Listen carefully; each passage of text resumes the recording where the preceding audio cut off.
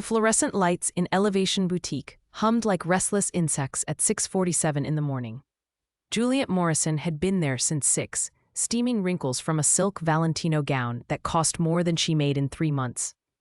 Her fingers moved carefully over the fabric, the kind of careful that came from knowing one mistake meant a week's pay docked. The boutique smelled like expensive perfume and marble polish. Everything gleamed. The crystal chandelier that hung over the main floor like a frozen waterfall. The white Italian marble beneath her worn shoes. The gilt-framed mirrors that reflected back a version of Jules she barely recognized. Clean, pressed, elegant, she wore the same black dress she'd worn for 2 years, rotated with 2 others in her closet. All of them bought from the clearance rack and mended so many times they were more thread than original fabric. Her reflection showed the truth her clothes tried to hide. Dark circles beneath hazel eyes that used to be brighter. Honey blonde hair pulled into a bun so tight it gave her headaches. She was 24 but felt 40. The steam hissed as she worked. Outside, Manhattan was waking up.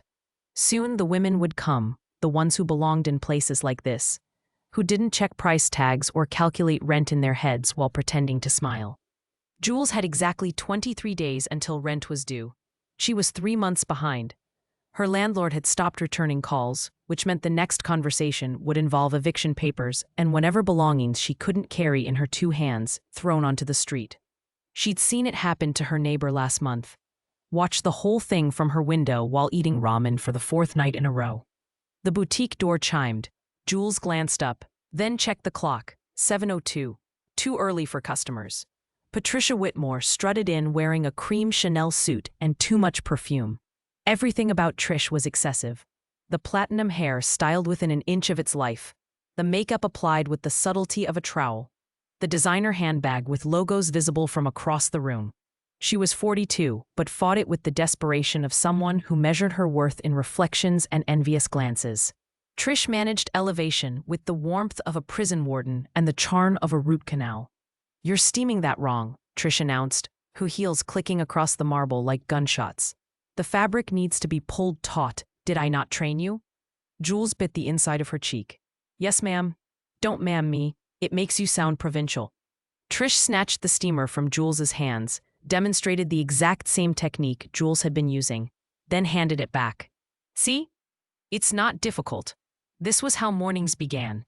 Trish needed someone to diminish before her coffee kicked in. Usually it was Jules. Sometimes Becky, the new girl who was 19 and scared of her own shadow. Jules returned to steaming.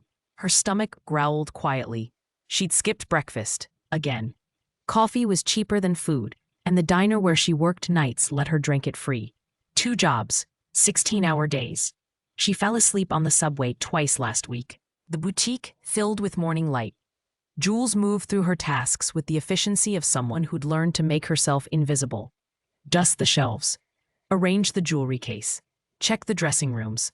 Fold the cashmere sweaters in perfect squares. Every motion practiced, every breath counted. At 9:15, Mrs. Eleanor Hartfield shuffled in, 83 and sweet as honey cake. She came every Thursday, browsed for an hour, and usually left with nothing. Trish called her a browser, said she wasted selling time, but Jules didn't mind. Mrs. Hartfield reminded her of the one foster mother who'd been kind, the one before the system moved her again. "Good morning, dear," Mrs. Hartfield said, her voice soft as worn velvet. "I'm looking for something for my granddaughter. She's graduating medical school next month." Jules smiled, the first real one all morning. "Congratulations to her. Do you know what size she wears?" They spent 45 minutes looking through dresses. Mrs. Hartfield told stories about her granddaughter, while Jules listened and suggested options. A blue wrap dress. A black cocktail number. Finally, a burgundy sheath that made Mrs. Hartfield's eyes water. "She'll look just like her mother did," the old woman whispered. "Before we lost her." Jules rang up the sale. Commission on $800 meant $60 in her pocket. Enough for groceries this week. Real groceries, not just ramen and instant coffee. Trish appeared the moment Mrs. Hartfield left. 45 minutes for one sale. You could have moved 3 customers through in that time. "She's a regular," Jules said quietly. "She'll come back. She's a browser who occasionally feels guilty enough to buy something." Trish's smile was sharp enough to cut glass. Your commission rate is the lowest on the floor. Do you know why? Jules did. Because Trish assigned her the worst shifts, the dead hours, the stock room organization that kept her away from customers. But saying so would accomplish nothing except getting her fired. I'll do better, Jules said instead. You certainly will. Stockroom. The spring inventory needs reorganizing. I want it done by lunch. The stockroom was code for punishment. 3 hours of moving boxes in a windowless room while other girls made sales on the floor. No customers meant no commission, meant another week closer to eviction. Jules walked toward the back, her shoes squeaking slightly on the marble. One of the soles was coming loose. She'd glued it twice already. The stockroom was cold and smelled like cardboard and size tags. Jules pulled the first box from the shelf and got to work, her mind drifting the way it did during repetitive tasks. She thought about her brother, Danny. He'd been 8 when he died, and she'd been 17. Pneumonia in an underfunded group home where the heat barely worked and the supervising staff barely cared. She'd been aging out of the system, working 2 jobs, trying to save money to get them both out. She'd been $60 short of having enough for the deposit on an apartment. $60. The cost of the dress Mrs. Hartfield just bought. By the time she'd scraped the money together, Danny was in the hospital. By the time she got to the hospital, he was gone. 7 years later, and Jules could still see his face. Still remembered how he drew pictures of her with angel wings, how he called her his guardian, how he'd believed she'd save them both. She hadn't saved anyone. Jules blinked hard and moved another box. The boutique beyond the door hummed with activity. She could hear Trish's laugh, high and performative, probably charming a customer with money to burn. This was her life now. Invisible, struggling, barely surviving. 23 days until rent was due. Just need one good sale, she told herself. The same thing she said every week. Just one. Saturday afternoon hit the boutique like a tidal wave. By 2:34, the marble floors were packed with women who smelled like money and moved like they owned the space. Jules watched from the stockroom doorway, stomach tight with the particular frustration of knowing every sale happening out there was commission she'd never see. Trish was in rare form. Her husband had canceled their lunch plans an hour ago, the 3rd time this month, and she'd spent the last 90 minutes making everyone else pay for it. Becky had been reduced to tears over a misfolded sweater. The new jewelry consultant had been sent home early. Trish prowled the floor like a shark in Louboutins, looking for blood in the water. Jules kept her head down and stayed in the back, organizing boxes that didn't need organizing. The door chimed. Jules glanced up out of habit. A little girl stood in the entrance, small hand wrapped around the fingers of an older woman who looked tired in the way nannies did at the end of long weeks. The child wore an expensive navy coat, the kind with real buttons and actual wool, but she clutched a stuffed rabbit that had seen better days. The rabbit was gray, or had been once, now more of a dingy beige with one ear hanging by threads. The girl's eyes were huge and dark, scanning the boutique with the wariness of someone expecting danger. She couldn't have been more than 6. The older woman, 50s with kind eyes and graying hair pulled back practically, approached Becky at the nearest display. "Excuse me, dear. We're looking for children's formal wear. My girl here has an event at her school next Friday." Becky, still red-eyed from Trish's earlier assault, nodded quickly. "Yes, of course. The children's section is just over. I'll handle this." Trish materialized beside them, her predatory smile locked in place. She'd spotted the Mercedes parked outside, the kind with a driver waiting inside. This was money. This was commission. "Welcome to Elevation. I'm Patricia, the manager. And who is this beautiful young lady?" She reached for the child's coat collar, fast and presumptuous. The girl flinched backward so hard she stumbled. The rabbit fell to the floor. Her breathing went shallow and quick, the kind of panic that came before screaming or shutting down entirely. "Oh, sweetie, it's okay." The nanny, Marie, her name tag read, stepped between them smoothly. She picked up the rabbit, handed it back with gentle hands. "Miss Patricia just wants to help you find a pretty dress." "What's wrong with her?" Trish asked, loud enough that 2 nearby customers glanced over. Marie's jaw tightened. "Nina is selectively mute. She needs a bit of patience and space, that's all." Selectively mute. Trish repeated it like it was a foreign concept. which for her it probably was. How long does this usually take? I have several other customers. We can come back, Marie said quietly. But her hand on Nina's shoulder was tense. I apologize for the inconvenience. Nina had retreated behind a circular rack of cocktail dresses, visible only as a small shape behind black fabric. Her rabbit's worn ear poked out. Jules didn't plan to move. Moving meant leaving the stockroom, which meant Trish's radar, which meant more opportunities for humiliation. But she watched that rabbit ear and thought of Danny, who'd hidden behind furniture when social workers came, who'd gone silent for days after their mother died. Her feet carried her forward before her brain approved the plan. She crossed the floor, aware of Trish's eyes tracking her like a missile lock. Jules crouched down slowly, several feet from the rack, making herself small and unthreatening. Hi, she said softly, not looking directly at the hiding spot. I'm Jules. That's a really cool rabbit you have. Silence, but the rabbit ear twitched slightly. I had a rabbit once, Jules continued, keeping her voice low and even. Mine was brown. His name was Chocolate, which was not very creative, but I was 6 and I really liked chocolate. This was a lie. She'd never had a rabbit. They'd never stayed anywhere long enough for pets. But Danny had wanted one. What's your rabbit's name? More silence. Then, so quietly Jules almost missed it, a rustle of fabric. Nina peered around the dresses. Her face was heart-shaped and pale, dark curly hair falling past her shoulders. Her eyes were gray, the kind of gray that looked silver in certain light. She held the rabbit against her chest like a shield. Jules smiled, soft and genuine. He looks very brave. Is he your protector? Nina nodded once. That's good. Everyone needs a protector. Jules pulled a few fabric samples from her pocket, the swatches they used to show customers material options. She laid them on the marble between them. Want to feel these? Some are soft, some are scratchy. We can find a dress that feels good, not just looks good. Nina stared at the fabrics. Several seconds passed. Then she reached out, tiny fingers brushing across a lavender silk sample. Her expression shifted, just slightly, interest replacing fear. Marie appeared at Jules's shoulder, relief written across her features. You're very good with her. Just giving her choices, Jules said. Nobody likes being grabbed at. She said it at normal volume. Trish heard it from 10 feet away. The temperature in the boutique seemed to drop 5 degrees. But Nina was emojing from behind the dresses, rabbit tucked in the crook of one arm, reaching for another fabric sample. This one was silver, shot through with fine thread that caught the light. You like that one? Jules asked.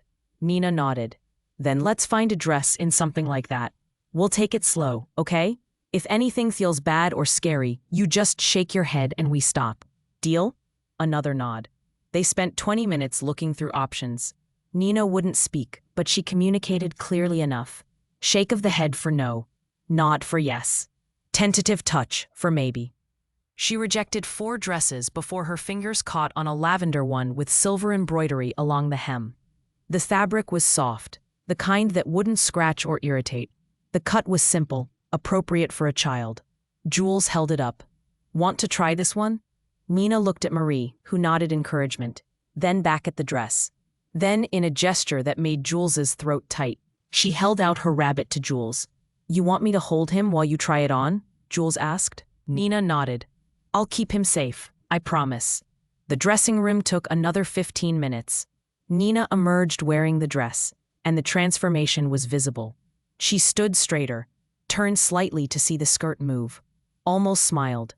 You look beautiful, Marie said, her voice thick with emotion. Your father will love it. They returned to the main floor. Jules carefully boxed the dress while Nina watched. The rabbit returned safely to her arms. The price tag read $890. Marie handed over a credit card. Jules ran it. Declined. She ran it again, thinking maybe the machine had glitched. Declined. Marie's face went pale. Oh no. Vincent must have given me the wrong card this morning. He has several and She trailed off, mortified. I can be back within the hour with the correct one, I promise. Could we possibly hold the dress? Absolutely, Jules started to say. No. Trish appeared like a stage villain, timing perfect and devastating. This isn't a library, Marie. We don't hold merchandise without payment. I understand, but I'll be back in less than an hour. Store policy, no exceptions. Trish plucked the dress from Jules' hands. When you have correct payment, the dress will be here if it hasn't sold. Nina's face crumpled, not crying, but the kind of devastating disappointment that was somehow worse than tears. Jules looked at the dress, at Nina, at Marie's helpless frustration.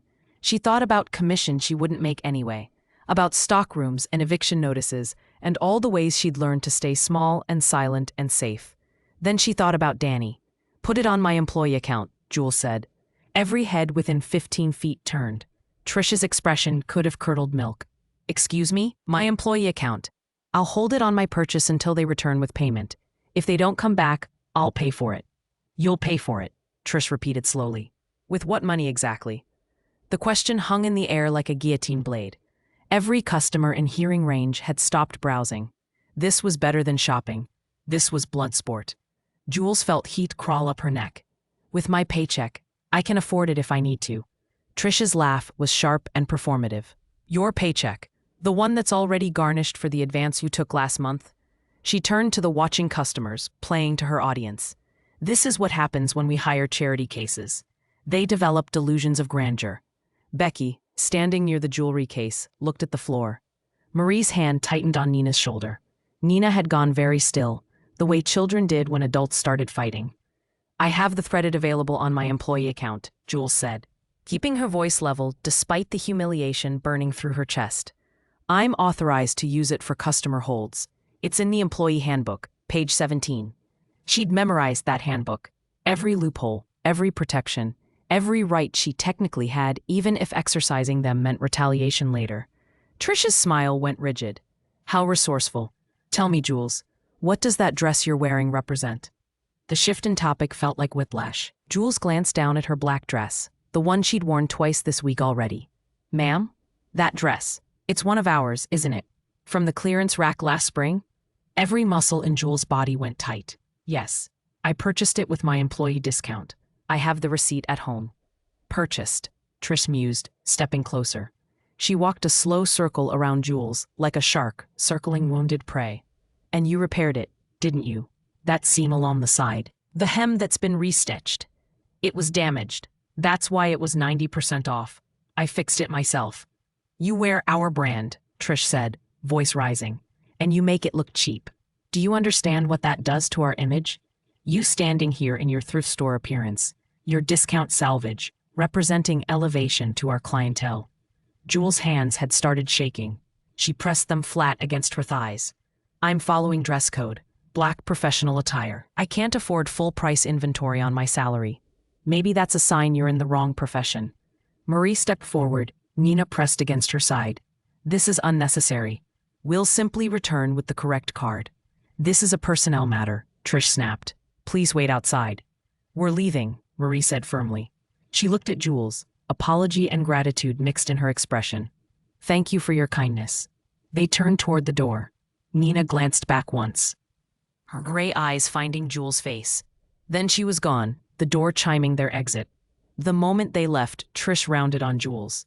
You embarrassed me in front of customers. You overstepped your authority. And you're standing here wearing merchandise that makes this boutique look like a secondhand shop. I bought this dress. I have the receipt.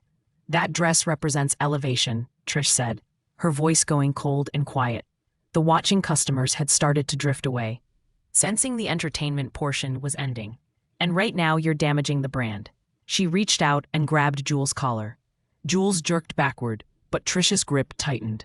The fabric, already fragile from multiple repairs, gave way with a sound like tearing paper. Everything seemed to happen in slow motion and too fast simultaneously.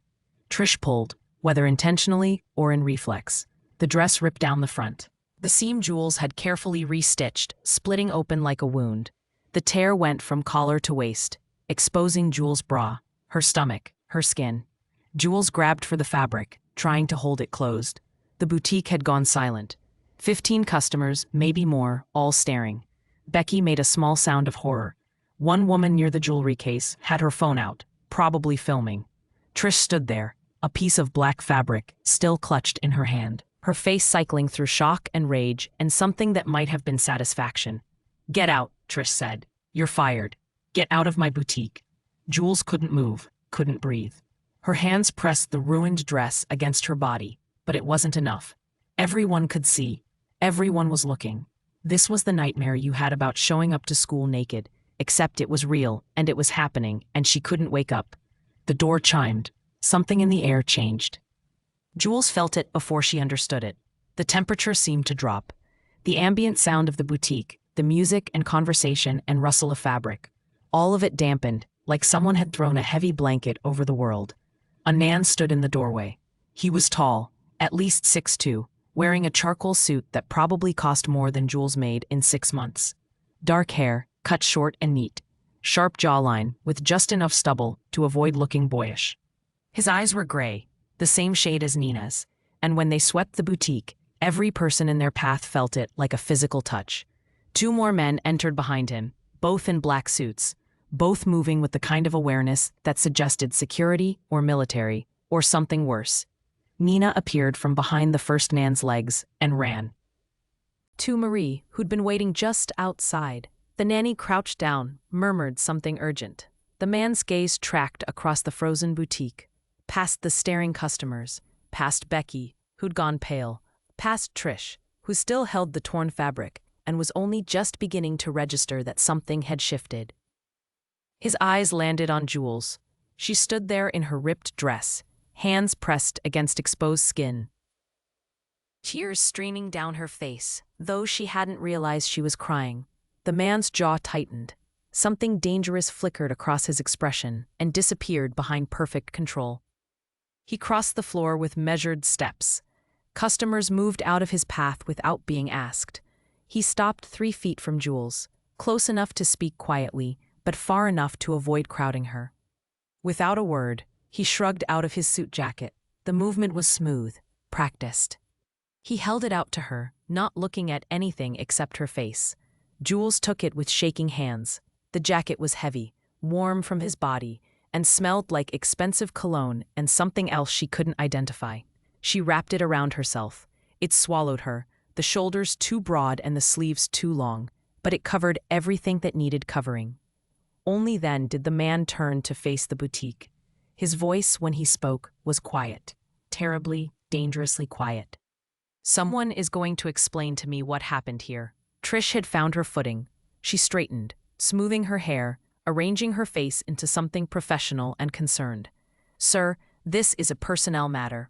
I'm afraid I'll have to ask you to. You're the manager. It wasn't a question. Yes, Patricia Whitmore. And you are? Vincent Calabrese. He said it like it should mean something. From the way the color drained from Trish's face, it did. One of the customers, an older woman in her mez, made a small noise and quickly left the boutique. 2 others followed. The rest stayed, frozen like deer in headlights. Mr. Calabrese, Trish started, her voice climbing an octave. I didn't realize. I mean, if I'd known. What happened? Vincent repeated. His eyes had moved to the piece of torn fabric still clutched in Trish's hand. Then to Jules, shaking inside his jacket. Then back to Trish. Marie appeared at his elbow. She leaned in, whispered rapidly. Jules caught fragments, helped Nina, so patient, tried to hold the dress. Manager became aggressive. Vincent listened without interrupting. His expression remained neutral, but something in his absolute stillness suggested violence held in check by pure will. When Marie finished, he nodded once. Then he looked at Jules directly. What's your name? Juliet Morrison, she managed. Her voice came out hoarse. Jules, can you tell me what happened? Jules's throat felt like sandpaper. Every eye in the boutique was on her, but Vincent's gaze was different from the others. Direct, focused, patient. Like he had all the time in the world, and nothing mattered except what she was about to say. Your daughter needed a dress, Jules started, her voice shaking. Marie's card declined. I offered to hold it on my employee account until they could return with payment. The manager said no. We argued. She grabbed my dress and it tore. Short version. Factual. No editorializing about humiliation or cruelty, or the fact that Trish had been punishing her all day for crimes Jules hadn't committed. Vincent's eyes moved to Trish. Is that accurate? That's a very biased interpretation, Trish said quickly. She'd recovered some of her composure, shifting into professional mode. What actually happened was this employee violated multiple store policies, created a scene in front of customers. And when I attempted to address her inappropriate attire, Vincent interrupted softly, being the dress you just ripped off her body in public. Trish's mouth opened and closed. It was an accident. The fabric was already damaged. I'd like to see your security footage. The blood drained from Trish's face for the second time. Sir, that's proprietary. Marco. Vincent didn't raise his voice. The man to his left, stocky with a shaved head and dead eyes, pulled out his phone and made a call.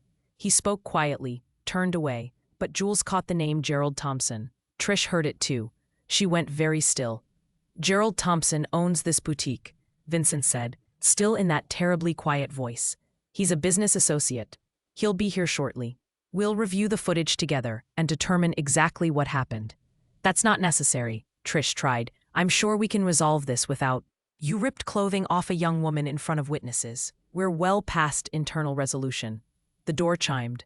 A man entered, 60-ish, expensive suit, already sweating despite the boutique's air conditioning. He took one look at Vincent, and his face went pale. Mr. Calabrese, I came as soon as Marco called. Is there a problem? Gerald, thank you for coming. Vincent gestured toward the back of the boutique. Your security office, now. It wasn't a request. They disappeared into the back, Marco and the other bodyguard flanking them. Trish followed, her heels clicking frantically on the marble. The boutique erupted in whispered conversation the moment they were gone. Jules stood there wrapped in Vincent's jacket, shaking and lost. Becky appeared at her elbow. Are you okay? The younger girl whispered. I don't know. Jules felt disconnected from her body, like she was watching this happen to someone else. Who is he? Becky stared at her. You don't know? Should I? Vincent Calabrese. He runs half the city. My brother says he's connected. Like Mafia connected. Becky's eyes were huge. He's dangerous, Jules. Really dangerous. Mafia. The word rattled around Jules's brain, but couldn't quite find purchase. She'd helped his daughter try on dresses. He'd given her his jacket. He was being protective, not threatening. Nina appeared at Jules's other side, still clutching her rabbit. She stared up at Jules with those enormous gray eyes, then slowly extended the rabbit upward. Jules crouched down carefully, keeping the jacket closed. Hi, sweetie. Nina pressed the rabbit into Jules's hands. Then, so quietly, Jules almost missed it, a single whispered word. Sorry. Jules's heart cracked. Oh, honey, no, you have nothing to be sorry for. None of this is your fault. Nina's eyes welled with tears. She threw her small arms around Jules's neck in a fierce hug that smelled like children's shampoo and innocence. Marie gently extracted her after several seconds. Let's give Miss Jules some space, darling. They waited. 15 minutes that felt like hours. Several customers left. Others stayed, morbid curiosity outweighing self-preservation. Jules sat on one of the velvet benches, wrapped in a suit jacket that belonged to a man she didn't know, trying to process what had just happened to her life. When Vincent emerged from the back office, his expression was carved from stone. Gerald Thompson followed, looking sick. Trish came last, her face blotchy and her perfect hair disheveled. Vincent approached Jules. The footage shows exactly what you described. Gerald has terminated Patricia's employment, effective immediately. Trish made a sound like a wounded animal. You can't do this. I'll sue. I'll go to the press. You'll do nothing, Gerald said, his voice shaking. I'm protecting you from criminal charges for assault. Take it and disappear. Marco stepped forward. It wasn't threatening, exactly, but Trish seemed to shrink several inches. She grabbed her purse from behind the counter and walked toward the door, heels clicking in the silent boutique. At the threshold, she turned back. This isn't over, she said, looking directly at Jules. You think you've won something, but all you've done is paint a target on your back. Then she was gone. The boutique exhaled collectively. Gerald addressed the remaining staff with promises of police reports and corporate investigations, but Jules barely heard him. She was watching Nina, who hadn't left her father's side, but kept glancing at Jules with worried eyes. Vincent crouched down to his daughter's level. They had a silent conversation. His large hands gentle on her small shoulders, her eyes searching his face. Finally, she nodded. He stood and approached Jules. I'd like to compensate you for what happened. Jules blinked up at him. What? $10,000. For the assault, the humiliation, the lost employment. The number was so absurd Jules almost laughed. I can't take your money. It's not charity, it's restitution. I don't take money I didn't earn. The words came out sharper than intended, defensive. She'd spent her whole life refusing handouts, staying proud even when pride was a luxury she couldn't afford. Something shifted in Vincent's expression. Not offense, but reassessment, like he was seeing her clearly for the first time. Nina tugged on his hand. She pulled out a small notepad from her coat pocket, the kind children used for drawing. Her hand moved quickly, sketching something with a purple crayon. When she finished, she held it up. 3 figures. One tall with dark hair, one small with a rabbit, one in the middle with honey-colored hair, and what looked like wings. Nina pointed at the winged figure, then at Jules. Vincent studied the drawing, then his daughter, then Jules. Several seconds passed. Jules watched him think. Watch something calculate behind those gray eyes. My daughter has selective mutism, he said finally. She hasn't spoken more than a handful of words to anyone outside family since her mother died 3 years ago.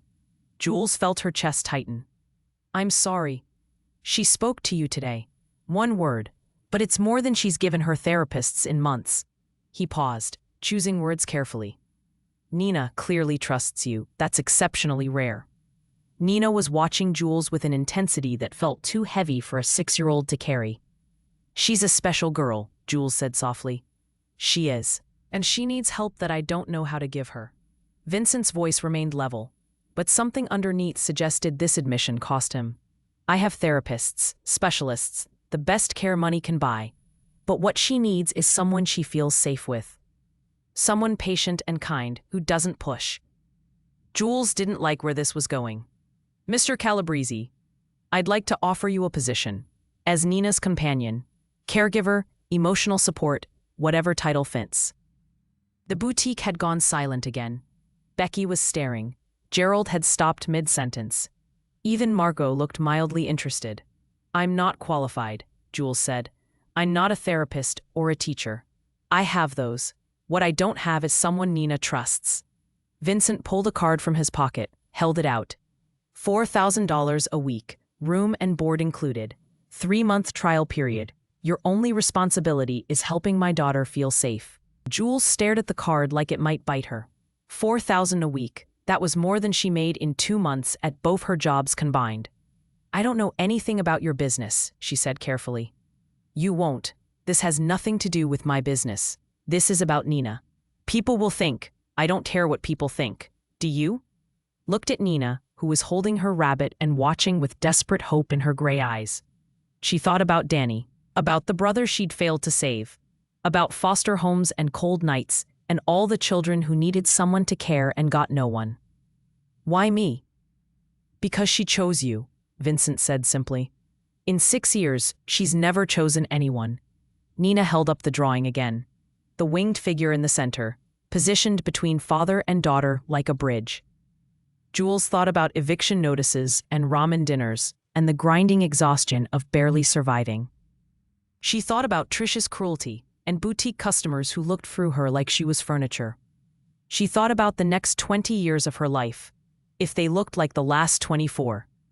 Then she thought about Nina's whispered apology and the trust in a battered rabbit offered like a gift. 3 months, Jules heard herself say. Trial basis. If it's not working for any of us, I walk away. Agreed. And I need it in writing. Contract, terms, everything legal. Vincent's mouth curved slightly. Not quite a smile, but close. My attorney will draft it tonight. Can you be at this address at 7? He handed her another card with an office location. Jules took it with shaking hands. Yes. Good. He looked at Nina. Say thank you. Nina stepped forward and hugged Jules again, fierce and warm. When she pulled back, her lips moved in a whisper Jules barely caught. Thank you. 2 words now. Progress. Vincent reclaimed his daughter's hand. Marco will drive you to get whatever you need from your apartment. Be ready to move in tomorrow. Then they were gone, leaving Jules standing in a boutique that was no longer her workplace, wearing a suit jacket that smelled like expensive cologne. holding 2 business cards that might have just changed her entire life. Becky appeared at her shoulder. Did that really just happen? Jules stared at the cards. I think so.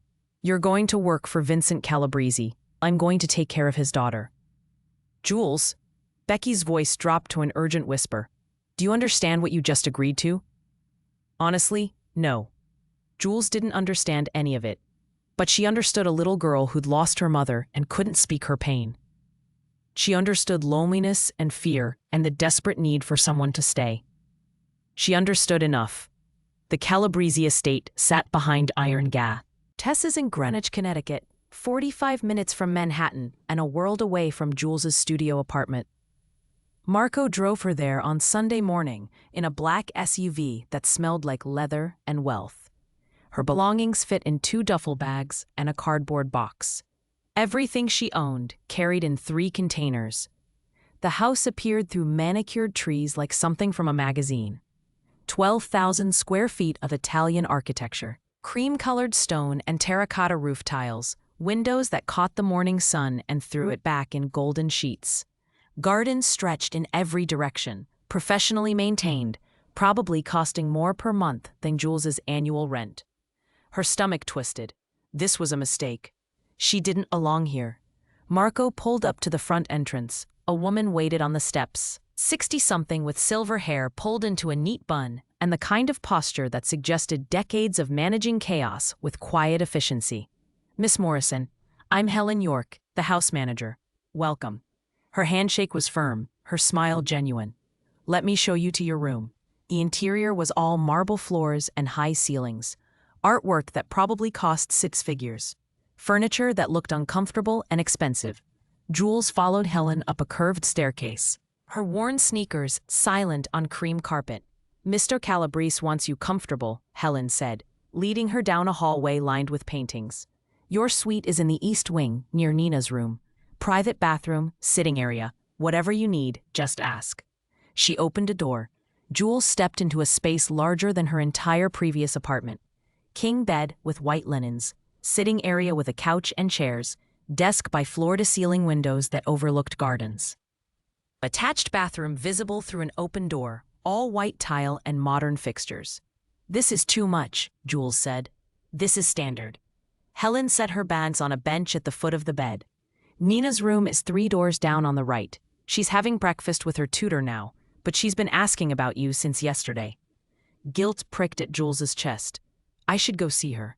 Settle in first. Breakfast is at 7, lunch at noon, dinner at 6. Nina's schedule is posted on the refrigerator. Her therapist comes Tuesdays and Thursdays at 3.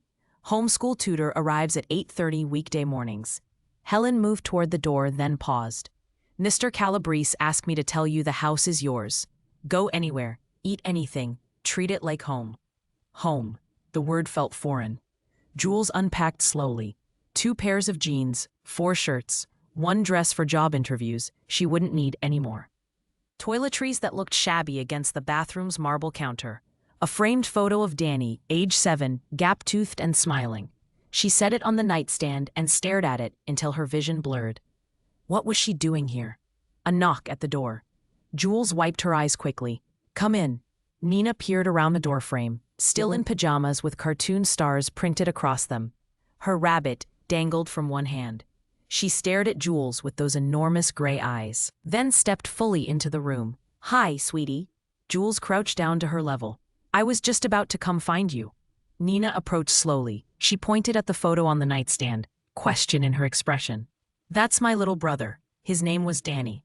Nina's gaze moved between the photo and Jules's face. Her mouth formed a word she didn't vocalize. Was? He died when I was 17. He was sick, and I couldn't help him.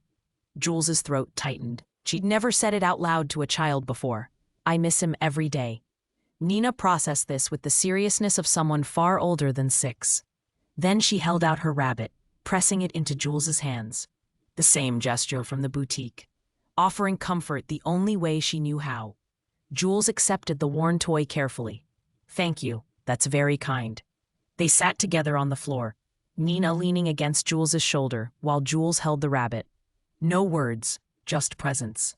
After several minutes, Nina pulled out her ever-present notepad and began drawing.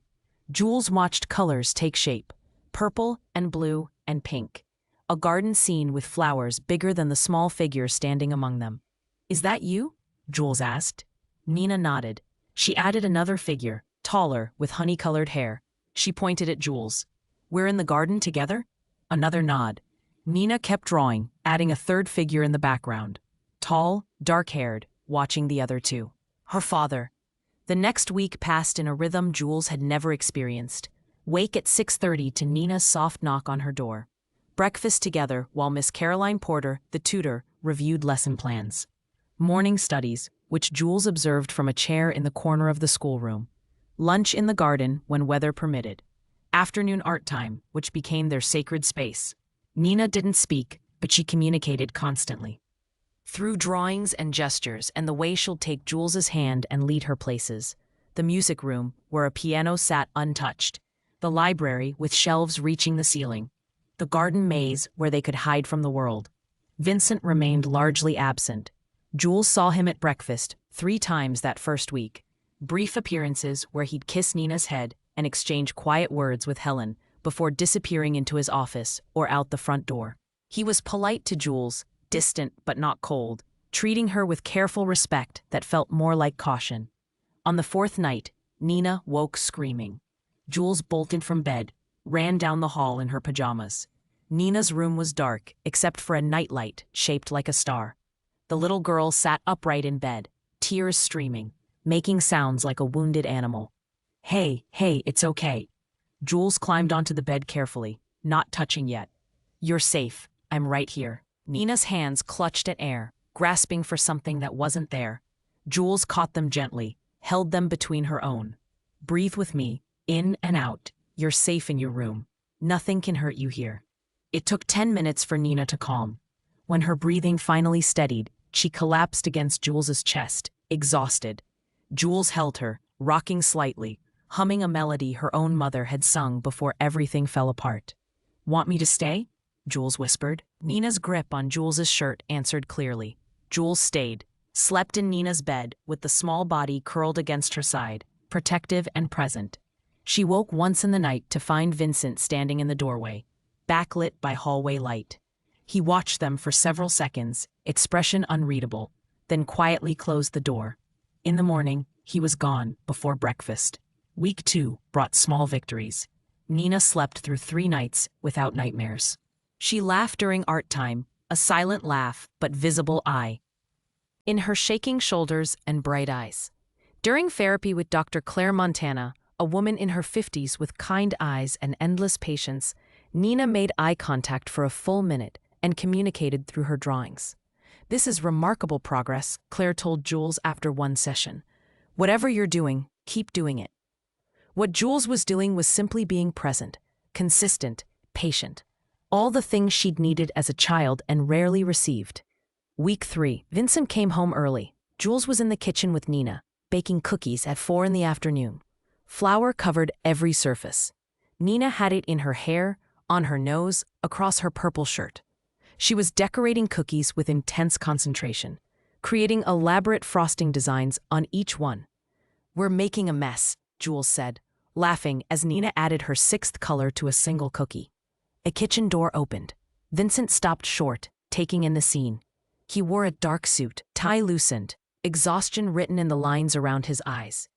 His gaze moved from the flour-covered counters to his daughter's face, bright with joy. "We made cookies," Jules said, suddenly self-conscious about the state of his kitchen. "I hope that's okay. I'll clean everything up. It's fine." He loosened his tie further, set his briefcase on a chair. "They look good." Nina held up a cookie, offering it to her father. It was covered in so much frosting the cookie underneath was barely visible, a chaotic rainbow of color and sugar. Vincent took it carefully, like it was made of glass. "Did you make this for me?" Nina nodded. He bit into it. Too much frosting had to taste terrible, but his expression showed only appreciation. "It's perfect. Thank you, sweetheart." Nina beamed silently. "There's extra if you want more," Jules offered. "We got a little carried away." Vincent glanced at the cooling racks covered in cookies. "I can see that." He pulled out a chair and sat at the kitchen table, watching Nina decorate. Jules moved around the kitchen, starting to clean, but Vincent's presence made her hyper-aware of every movement. He was dangerous, Becky had said. Mafia. Connected. But right now, he just looked like a tired father watching his daughter be happy. She's been sleeping better, Jules said quietly. Still nightmares sometimes, but less frequent. I know, I check on her every night. He paused. I've seen you there, staying with her. Jules felt heat creep up her neck. She asked me to. I hope that's not inappropriate. It's not. It's exactly what she needs. His gray eyes found hers. Thank you. They stayed like that, the three of them in the kitchen, until Nina started yawning. Jules helped her wash up while Vincent took his tie off completely and rolled up his sleeves. When they returned, he'd made coffee. Want some? He asked Jules. She accepted, and they sat together at the table while Nina drew at the counter, the domestic scene so normal it felt surreal. How did her mother die? Jules asked quietly, then immediately regretted it. I'm sorry, that's too personal. Car accident, Vincent said, his voice carefully neutral. 3 years ago. Nina was in the car. She hasn't spoken normally since. Jules's stomach dropped. She saw it happen. She was in the back seat. Walked away without a scratch physically. He stared into his coffee. Everything else broke. I'm so sorry. I couldn't reach her after. Nothing worked. Therapists, medications, specialists. She just retreated further inside herself. He looked at his daughter, expression softening. Then you crouched down in a boutique and talked to her about a rabbit, and she responded. I don't understand it, but I'm grateful for it. Nina approached with a new drawing. This one showed 3 figures at a table, cookies between them. She'd drawn smiles on all 3 faces. Is this us? Vincent asked. Nina nodded. She pointed at the drawing, then at the real scene, making the connection explicit. This moment, captured and made permanent. Can I keep this? Vincent asked. Nina handed it to him solemnly. He studied it like it was priceless art, then carefully folded it and placed it in his jacket pocket. That night, after Nina was asleep, Jules found Vincent in the library. He sat in a leather chair, the drawing unfolded on his lap, staring at it with an expression of such raw emotion it hurt to witness. She started to back away quietly, but he looked up. Don't go. He gestured to another chair. Please. Jules sat. The library smelled like old books and leather, comfortable and lived in, despite the mansion's general perfection. I was ready to accept that I'd lost her, Vincent said quietly. Not physically, but the child she was before the accident. I thought that version of Nina was gone forever. She's still there, she's just scared. You're bringing her back. He looked at Jules directly. In 3 weeks, you've done what 3 years of professionals couldn't. I'm not doing anything special, just being consistent and patient. That's exactly what's special. He paused, choosing words carefully. I'm not a good man, Jules. I've done things Lou wouldn't understand or forgive. But Nina is the one pure thing in my life, and you're helping her heal. That makes you untouchable as far as I'm concerned. Anything you need, anywhere you want to go, anyone who threatens you. I don't need protection. Everyone needs protection. You just haven't had anyone offering it before. His voice was matter-of-fact, not pitying. Now you do. Jules didn't know what to say to that. She'd spent her whole life being self-sufficient out of necessity. And now this dangerous man was offering her safety like it was simple. Just take care of my daughter, Vincent said. That's all I ask. I will, Jules promised, for as long as she needs me. Something in his expression suggested he heard the unspoken addition, and maybe longer. Week 8 brought the first crack in their peaceful routine. Jules noticed the extra security first. More men in dark suits positioned around the property. Marco's constant presence instead of occasional. The way Vincent's jaw tightened when his phone rang. How conversations ended abruptly when she entered rooms. Is everything okay? She asked Helen one morning, while Nina was with her tutor. The house manager's smile was practiced and revealed nothing. Just some business complications. Nothing for you to worry about. But Jules did worry. She'd grown up reading danger in adult faces, learned to sense when the ground was shifting beneath her. Something was wrong. Vincent came home that evening earlier than usual, Marco and 2 other men flanking him. They disappeared into his office. Raised voices filtered through the heavy door, too muffled to make out words, but clear enough to convey anger. Nina sensed it too. At dinner, she picked at her food and kept glancing toward the hallway, Here her father's office was located. When Jules tried to engage her with stories, Nina's responses were distracted. "Your dad's just busy with work," Jules said gently. "It's nothing to worry about." But Nina's drawings that evening were different. Dark colors, heavy lines, small figures surrounded by shadowy shapes. Jules felt cold looking at them. Vincent finally emerged at 8, exhaustion written across his features. He found them in Nina's room, where Jules was reading a story while Nina leaned against her shoulder. "Can I talk to you?" Vincent asked Jules. "Privately?" Jules's stomach dropped. She looked at Nina. "Can you get ready for bed, sweetie? I'll be right back." In the hallway, Vincent stood with his hands in his pockets, a gesture that seemed oddly vulnerable for someone so controlled. "There's been some trouble with a rival organization," he said quietly. "Nothing that should affect you or Nina directly. But I'm increasing security as a precaution." "What kind of trouble?" "The kind I handle, the kind you don't need details about." His eyes searched her face. "But I need you to follow some new rules. Don't leave the property without Marco. Don't answer the door. Don't talk to anyone you don't know." Fear crawled up Jules's spine. "Are we in danger?" "I'm being cautious. There's a difference." He paused. "If you want to leave, take Nina to a safe house until this is resolved. I'll arrange it, but I'd prefer you both here where I can protect you directly." Jules thought about Nina's progress, how she'd finally started speaking a few words each day, how her nightmares had reduced to once or twice a week. Disrupting that stability could undo months of healing. "We'll stay, but I need to know if the danger is real." "The danger is always real in my world," Vincent said. "I just usually keep it far from this house." The next week proved him right. Jules noticed cars driving slowly past the gates, strange maintenance workers who appeared and disappeared. Marco's hand constantly near his jacket where she suspected he kept a gun. On Tuesday, they were leaving Nina's therapy session when Jules spotted a dark sedan following them. She glanced at Marco, who'd already noticed. His jaw tightened. "Is that—" "Sit back," Marco said quietly. "Keep Nina calm." The drive home took twice as long, Marco taking random turns and doubling back. The sedan stayed with them for 15 minutes before disappearing. When they finally reached the estate, Marco made a call before letting them exit the vehicle. Vincent appeared within minutes, rage contained behind perfect control. He lifted Nina into his arms, holding her tight, then looked at Jules. "You're both staying inside until I handle this." "What's happening?" Jules demanded. "We have a right to know." "Salvatore Torino is making moves on my territory. He's testing boundaries, seeing where I'm vulnerable." Vincent's voice was ice. "He's chosen poorly." That night, Nina wouldn't sleep. She sensed the tension, the fear beneath everyone's careful calm. Jules sat with her for hours, telling stories and singing soft songs, but Nina's eyes stayed wide and frightened.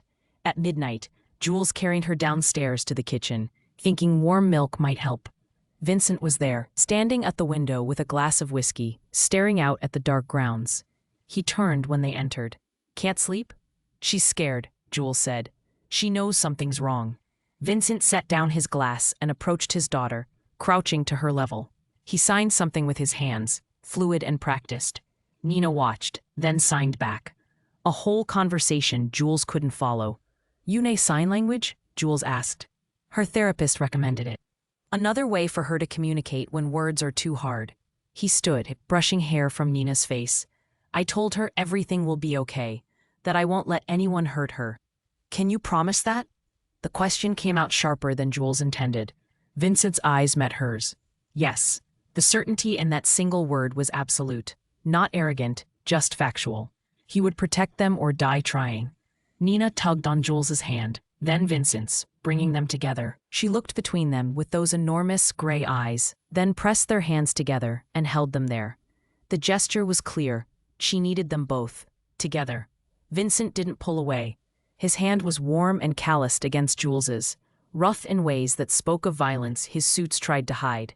They stood like that, connected by a 6-year-old's need for security, until Nina finally yawned. "I'll take her up," Jules said softly. "I'll come with you." They put Nina to bed together, Vincent on one side and Jules on the other. Nina fell asleep holding both their hands. When her breathing evened out, Vincent carefully extracted his fingers. In the hallway, he stopped Jules with a hand on her arm. If something happens, nothing's going to happen. If it does, there's a panic room. 3rd floor, behind the bookshelf in the east sitting room. Code is Nina's birthday. Marco knows to get you there first. Jules's blood went cold. Vincent, I'm being prepared. That's my job. He looked at her with an intensity that made breathing difficult. Keeping you both safe is the only thing that matters. What about keeping yourself safe? Something flickered across his expression. Surprise, maybe, that she'd ask. I've made my choices. I knew the risks. Nina needs her father. She just started speaking again. If you, Jules couldn't finish the sentence. Then I'll make sure I don't. He said it simply, like he could control fate through sheer will. 2 days later, everything went wrong.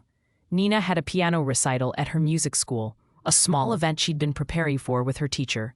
Vincent insisted on attending, despite Marco's advice against public appearances. Jules suspected it was because Nina had asked him directly, one of the few times she'd vocalized a request, and Vincent couldn't refuse her anything. The school was modest, 15 students total. Families packed into a small auditorium. Security was impossible to make discreet. Marco and 2 others positioned themselves around the room, while Vincent and Jules sat together in the 3rd row, Nina's reserved seat between them. Nina performed a simple piece, her small hands careful on the keys. She made 2 mistakes, but recovered, and when she finished, she looked directly at Vincent and Jules. A tiny smile crossed her face. Pride swelled in Jules's chest. She reached for Vincent's hand without thinking, squeezing it. He squeezed back, neither of them looking away from Nina. The moment was perfect and pure, and lasted exactly 47 seconds. Then, gunfire shattered the windows. Everything became chaos and screaming. Marco was moving before the glass finished falling, covering Vincent. Jules dove forward, grabbing Nina from the piano bench and pulling her to the floor. She covered the small body with her own, making herself a shield. More shots. Closer now. Someone was inside the building. Stay down, Jules hissed in Nina's ear. The little girl was shaking, silent even in terror. I've got you. A man appeared in the doorway, gun raised. He scanned the room, looking for something. Someone. Vincent. Jules made a decision born of pure instinct. She pushed Nina under the piano, into the small space between legs and floor. Don't move. Don't make a sound. Then she stood up. Every head in the room swiveled toward her. The gunman's attention locked on like a targeting system. Here, Jules called out, her voice surprisingly steady. She's here. She started moving away from the piano, away from Nina, drawing the man's focus. Her heart hammered so hard she thought it might break her ribs. But her feet kept moving. The gunman grabbed her arm, yanked her against him, his forearm locked across her throat. Gun pressed to her temple. Back off or she dies, he shouted. Marco had his weapon drawn but no clear shot. Vincent had gone perfectly still, the kind of stillness that preceded violence. You're holding something that belongs to me, Vincent said, his voice deadly quiet. The kid or the girl? The gunman asked. Both. Time stretched. Jules could hear her own heartbeat, feel the gun barrel cold against her skin. She thought about Danny, about dying before she could make peace with failing him. She thought about Nina under the piano, traumatized again because Jules had brought danger into her life. Then she heard it. A small sound from under the piano. Nina, making noise. A tiny cry of distress. The gunman's attention shifted for 1 second. 1 second where his grip loosened, and his eyes moved toward the piano.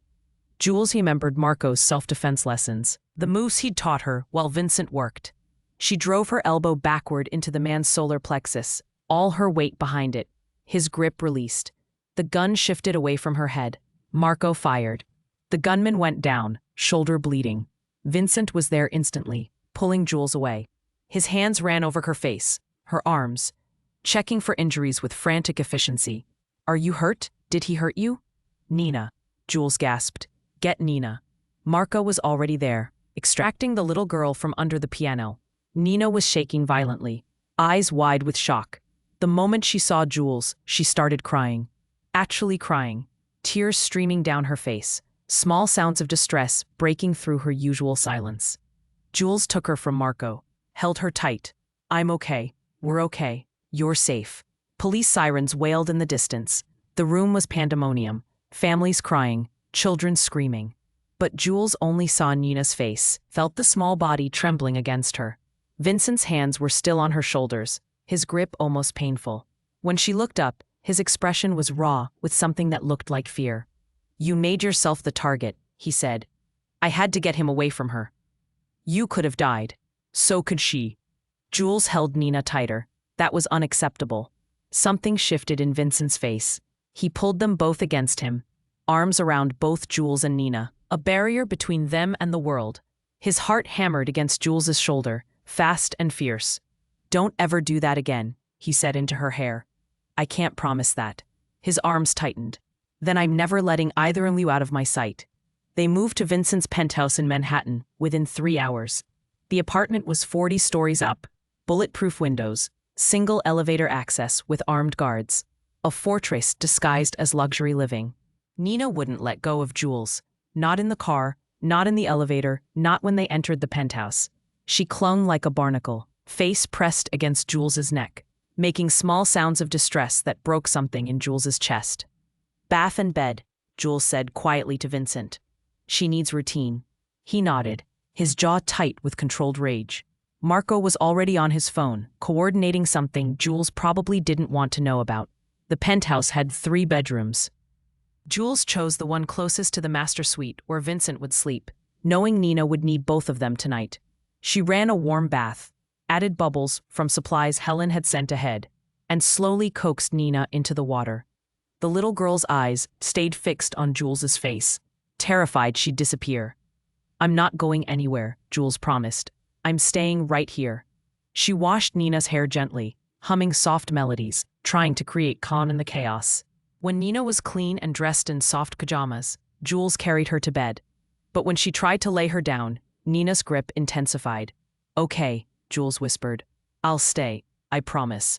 She climbed into bed fully clothed, Nina curled against her chest. The little girl's breathing was too fast, her small body rigid with fear. Jules stroked her hair and sang every lullaby she could remember. Until finally, exhausted beyond endurance, Nina fell asleep. Jules stayed awake, watching the rise and fall of Nina's chest, replaying the moment when everything went wrong. She could still feel the gun against her temple, still smell the gunman's sweat, still hear her own voice calling out to draw his attention. She'd been ready to die. The realization hit her slowly. She'd been willing to take a bullet meant for Nina without hesitation. When had this child become worth dying for? The door opened quietly. Vincent stood in the doorway, backlit by the hallway. He looked wrecked, his shirt untucked, sleeves rolled up, exhaustion and fury warring in his expression. Is she asleep? He asked quietly. Jules nodded. Finally. He crossed the room and sat on the edge of the bed, looking down at his daughter with such raw emotion it hurt to witness. His hand reached out, brushing Nina's hair back, with infinite gentleness. I should have never taken her to that recital, he said, voice rough. I knew the risk. She asked you to come. You couldn't refuse her. I could have. I should have. His eyes moved to Jules. You stepped in front of a gun. I made sure he wasn't aiming at her first. That's not better. His voice cracked slightly. When he grabbed you, when I saw that gun against your head, he stopped, jaw working. I've seen people die, Jules. I've killed people. But watching you in danger was different. Jules's heart hammered. Vincent, don't. He stood abruptly, pacing to the window. Don't tell me it's fine, or that you were just doing your job. You're not a bodyguard. You're not trained for this. You're a 24-year-old woman who should never have been in that position. I'm the person Nina trusts. That makes me exactly the right person. He turned, and the look on his face was devastating. I'm falling in love with you. The words hung in the air between them, impossible to take back. Jules stopped breathing. You can't. I know. It's inappropriate and complicated, and you work for me. He laughed, bitter and sharp. But when I saw you stand up, draw that gunman's attention, make yourself the target to save my daughter, I realized you'd become essential. Not just to Nina, to me. This is adrenaline and fear talking. It's not. I've been feeling it for weeks. Every time you make Nina laugh. Every time you sit with her through nightmares. Every time you look at me like I'm human instead of a monster. He moved closer. I'm not asking for anything. I just needed you to know. Jules looked down at Nina, sleeping peacefully now. Small hand clutched in Jules's shirt. I can't think about this right now. Not tonight. I know. Vincent's voice softened. Sleep. I'll be in the next room if you need anything. He left, closing the door quietly behind him. Jules lay there in the dark, Nina's warm weight against her, and felt her carefully constructed walls beginning to crack. The next 72 hours were a blur. Vincent was gone more than present, handling what he called the Torino problem. Marco stayed with Jules and Nina, a constant shadow who never quite relaxed. The penthouse felt like a beautiful prison, all luxury and no freedom. Nina regressed. She stopped speaking entirely, even the few words she'd been using. Her nightmares returned with vicious intensity. She wouldn't eat unless Jules fed her, wouldn't sleep unless Jules was touching her. The trauma of the recital had shattered her fragile progress. Jules felt helpless, watching the little girl retreat back into silence. On the third night, Nina woke screaming. Jules held her through the panic attack, rocking and singing and promising safety. When Nina finally calmed enough to breathe normally, Jules found Vincent standing in the doorway again. He looked terrible. His suit was rumpled, dark circles under his eyes, dried blood on his knuckles he hadn't bothered to wash off. "How is she?" he asked. Terrified, traumatized, Jules's exhaustion made her honest. "She's lost everything we'd built over the last 2 months. It's going to take twice as long to get it back."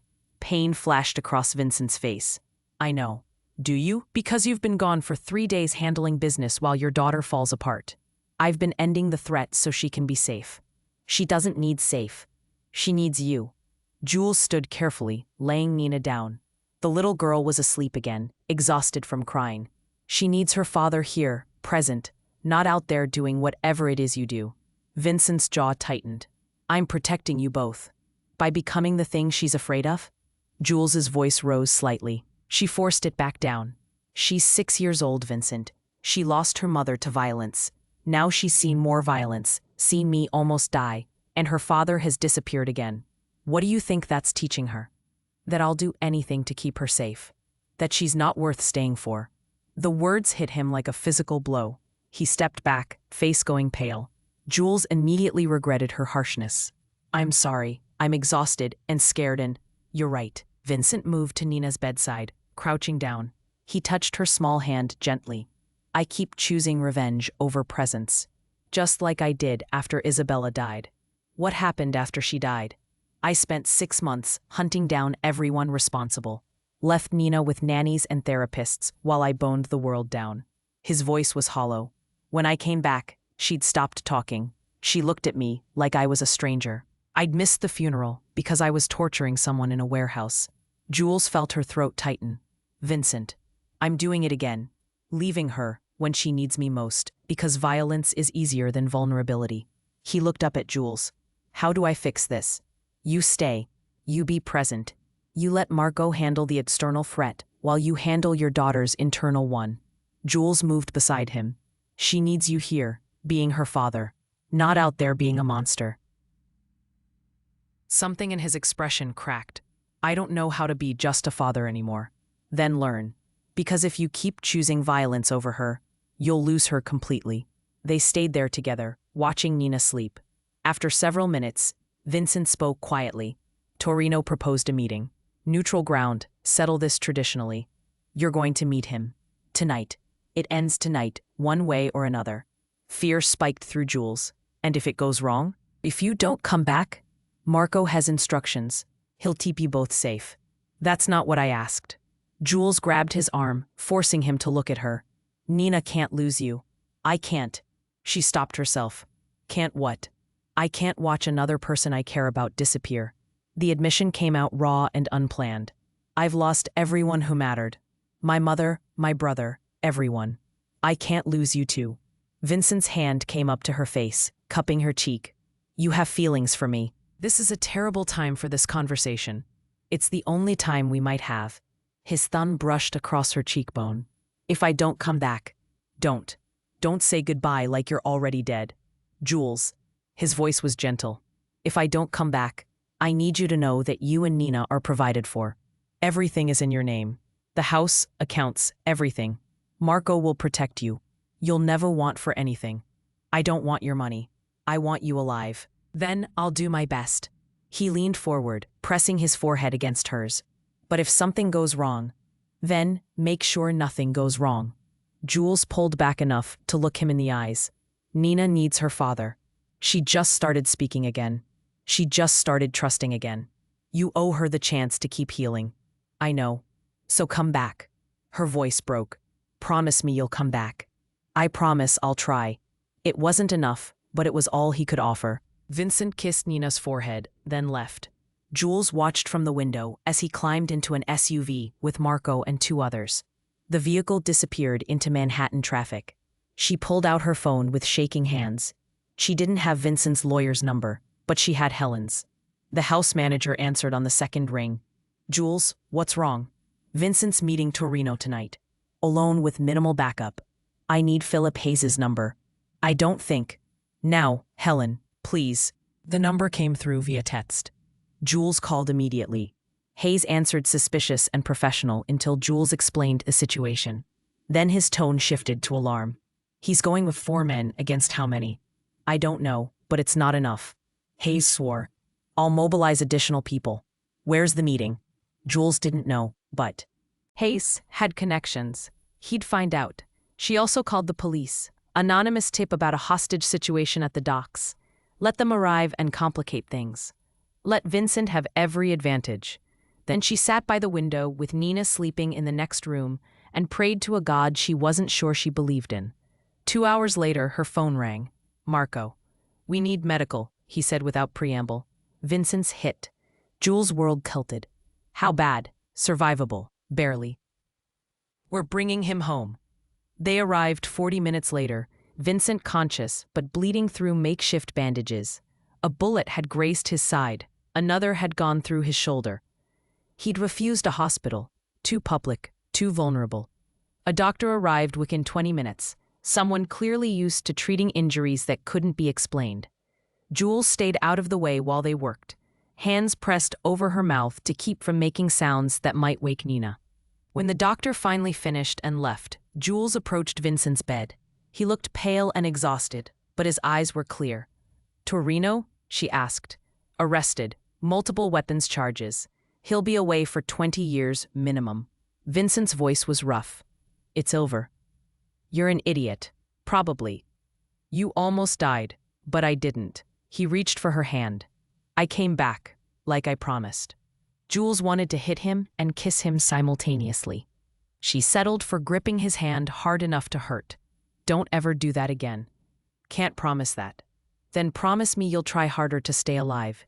His smile was tired but genuine. That I can promise. 6 weeks passed like a slow exhale after holding your breath too long. They returned to the Greenwich estate once Vincent could walk without wincing. Nina's nightmares gradually lessened from nightly to every few days. She started speaking again, single words at first. Then short phrases, her voice soft and hesitant but present. Jules enrolled in online classes, working toward a degree in child psychology while Nina did her homeschool lessons. They'd study together at the kitchen table, Nina with her math workbook and Jules with developmental theory textbooks, occasionally helping each other with problems neither could solve alone. Vincent healed slowly, frustrated by his body's limitations, but present in ways he hadn't been before. He joined them for breakfast every morning, helped Nina with her piano practice in the evenings, read her bedtime stories in a deep voice that made the little girl's eyes heavy with contentment. Something had shifted between him and Jules, unspoken but undeniable. Their hands would brush, reaching for the same coffee cup. Their eyes would catch across rooms and hold for seconds too long. When Nina had nightmares and they both responded, they'd end up in her bed together. The little girl between them, a family in everything but name. But neither of them spoke about it. The moment at the penthouse hung between them, acknowledged but not addressed. Jules's original 3-month contract had expired 2 weeks ago. Vincent had mentioned extending it, making it permanent, but Jules had deflected. She needed to figure out what she wanted before committing to something that felt increasingly less like employment and more like belonging. Her gatehouse renovation completed in week 5. Nina had insisted on helping decorate, choosing purple curtains for the guest room and hanging her own artwork on the walls. The space was beautiful, 1,200 square feet of privacy and independence. But Jules found herself spending most nights in the main house anyway. Nina needed her there. That's what she told herself. On a Saturday morning in early autumn, Nina came running into the kitchen where Jules was making pancakes. She held a piece of paper, her face bright with excitement. "Family day at school," she said, the words coming out carefully but clearly. "Next week, can you come, both of you?" Jules glanced at Vincent, who was reading the newspaper at the table. His eyes met hers over the top of the page. "Of course we'll come," he said. Nina beamed and ran off to continue getting ready, leaving Jules and Vincent alone in the kitchen. "A public event," Jules said quietly. "Are you sure that's safe?" Torino's people are scattered. His organization collapsed after his arrest. Vincent set down the paper. "Besides," she asked, "I can't say no to her. You never could. Neither can you." His voice held warmth. "She has both of us wrapped around her little finger." Jules flipped a pancake, not looking at him. "She's easy to love." The words hung in the air, heavier than she'd intended. "Jules." Vincent stood, crossed to the stove. "We need to talk about what happens next." "Next with what?" "With us, with this." He gestured between them. "Your contract expired 2 weeks ago. You're still here. Nina still needs me. Is that the only reason?" Jules focused on the pancakes like they required her complete attention. "What do you want me to say?" "The truth." He moved closer. Not touching, but near enough that she felt his presence like heat.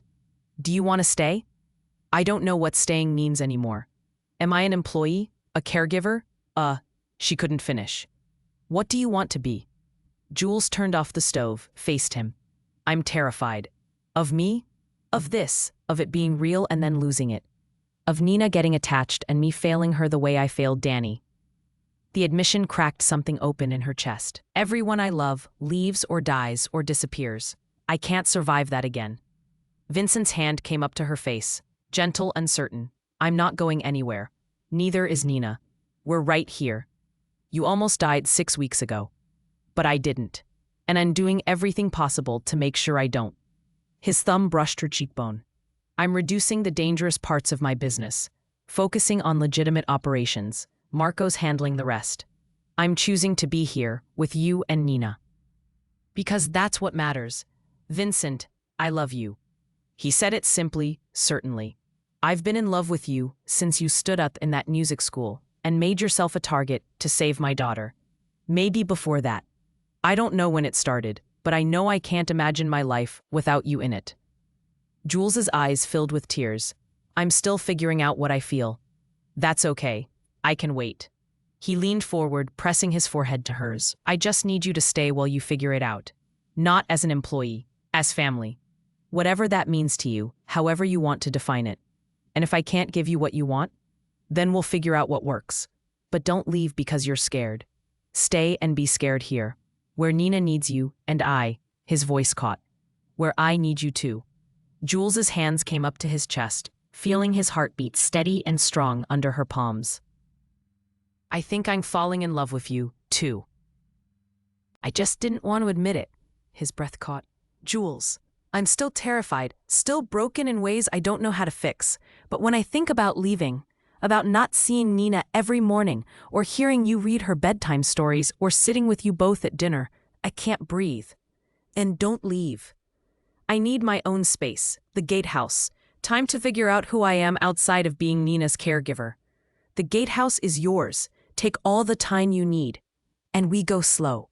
Whatever this is between us, we let it develop naturally. No pressure, no expectations." "Agreed." His hand slid to her waist, pulling her closer. "Can I kiss you?" Jules's heart hammered. Nina could walk in. That's not a no. It wasn't. Jules rose on her toes and closed the distance between them. The kiss was gentle, tentative, full of promise and fear and hope tangled together. Vincent's hand cradled the back of her head like she was precious. Jules's fingers curled into his shirt, anchoring herself to something solid. When they pulled apart, both breathless, Nina was standing in the doorway with her rabbit. "Are you kissing?" she asked, her voice clearer than Jules had ever heard it. They separated quickly. Vincent cleared his throat. Jules felt her face burn. Maybe a little, Vincent admitted. Nina considered this seriously. Does this mean Jules is staying forever? Vincent looked at Jules, question in his gray eyes. Forever is a long time, Jules said carefully. But I'm not planning to leave anytime soon. Good. Nina ran forward and hugged both their legs simultaneously. I want us to be a real family. We already are, sweetheart, Vincent said, lifting her into his arms. Sometimes families don't look traditional. But that doesn't make them less real. Family Day at Nina's school arrived with perfect autumn weather. 20 families gathered in the gymnasium decorated with children's artwork. Nina had insisted both Vincent and Jules come, holding both their hands as she led them to her display. She'd painted a garden scene with 3 figures, one tall with dark hair, one small with a rabbit, one with honey-colored hair positioned between the other 2. The title written in careful letters, My Home. This is beautiful, Jules said, her throat tight. It's us, Nina explained, pointing to each figure. Daddy, me and you, we're a family. Other parents stared, some recognizing Vincent, others just curious about the dynamic. Jules felt their eyes but didn't care. Let them wonder. Let them gossip. This was real, whatever it looked like from outside. Nina presented her project about families, speaking in front of the whole class. 15 words strung together, her voice soft but steady. This is my daddy. This is Jules. They keep me safe. I love them both very much, Jules cried. Vincent's hand found hers under the table, squeezed tight. After the presentation, they walked through the school's garden. Nina ran ahead, chasing falling leaves, her laugh finally audible and bright. She's come so far, Vincent said quietly. You both have. He stopped walking, turned to face Jules. I've been patient for 8 weeks, not pushing, giving you space. But I need to know, is this real for you? The way it is for me? Jules watched Nina spin in circles, arms outstretched, joy radiating from her small body. She thought about the last 6 months, how her life had transformed from barely surviving to actually living. How this broken little girl and her dangerous father had become the center of her world. It's real, she admitted. Terrifying and complicated and nothing like I imagined, but real. What do you want, Jules? Not what you think you should want. What do you actually want? She looked at him, this man who'd been a stranger 6 months ago and now felt essential. I want to finish my degree. I want to keep helping Nina heal. I want my own space in the gatehouse where I can be myself. She paused. And I want you. Slowly, carefully, with room to figure out what that means. But I want you. Vincent's smile was worth every moment of fear and uncertainty. That's all I needed to hear. He kissed her there in the garden, gentle and certain, while Nina squealed with delight and ran circles around them. That night, after Nina was asleep, they sat together on the back patio. Autumn stars scattered across the sky like spilled diamonds. Vincent's arm was around Jules's shoulders. She leaned into his warmth. I'm scared I'll mess this up, she admitted. You won't. You don't know that. I know you. I know you'd die for Nina. I know you challenge me when I'm wrong. I know you're stronger than you think you are. He kissed her temple. That's enough. What if I'm not enough for you? You already are. You have been since the moment you crouched down in a boutique and showed kindness to a scared little girl. His voice was certain, absolute. You saved her, Jules. You saved both of us. Jules didn't have words for the emotion swelling in her chest, so she kissed him instead, pouring everything she couldn't say into the connection between them. When they finally pulled apart, breathless and steady, Vincent spoke quietly. Move back into the main house, not the guest room, with me. We'll take it slow, but be together properly. Let Nina see what a healthy relationship looks like. That's not slow. It's the right speed for us. He held her gaze. What do you say? Jules thought about her gatehouse, beautiful and private. Then she thought about mornings with Nina and evenings with Vincent, about being present for both of them, about building something real and lasting. Okay, she said, but I'm keeping the gatehouse for when I need space. Deal. His smile was bright enough to rival the stars. We're really doing this? Apparently. Any regrets? Jules looked through the window at Nina's room, at the nightlight shaped like a star, at the life she'd built here. Not even one. 6 months later, Nina spoke her first full conversation at dinner.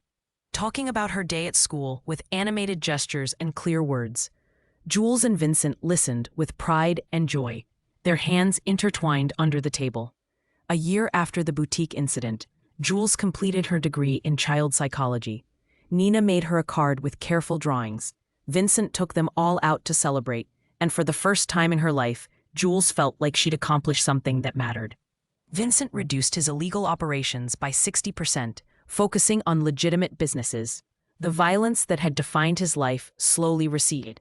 He'd never be innocent, but he could be better. For Nina, for Jules, for the family they'd built. The three of them lived together in the Greenwich estate. Some families were born, some were made, both were real. Both were worth fighting for. And sometimes, the family you found was the one you were always meant to have.